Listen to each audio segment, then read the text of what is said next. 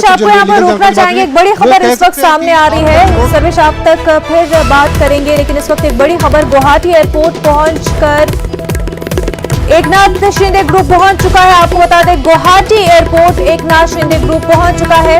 गुवाहाटी से गोवा के लिए कुछ देर में रवाना होंगे।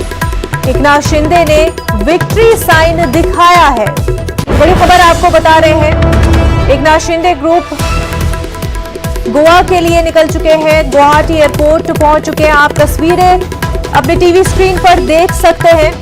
गुवाहाटी एयरपोर्ट पर शिंदे ग्रुप, रिबेल ग्रुप पहुंच चुके हैं।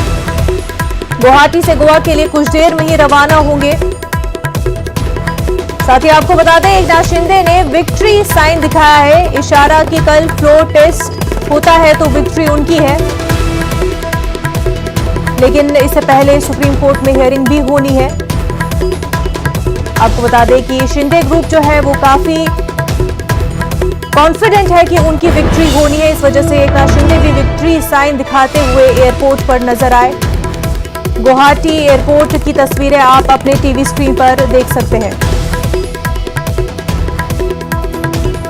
हमारे साथ इस वक्त हमारे मेहमान शंकर आनंद जुड़ चुके हैं। शंकर, सुप्रीम कोर्ट आपको बता दें कि गुवाहाटी एयरपोर्ट पर पहुंच चुका है शिंदे ग्रुप। इस बीच जो है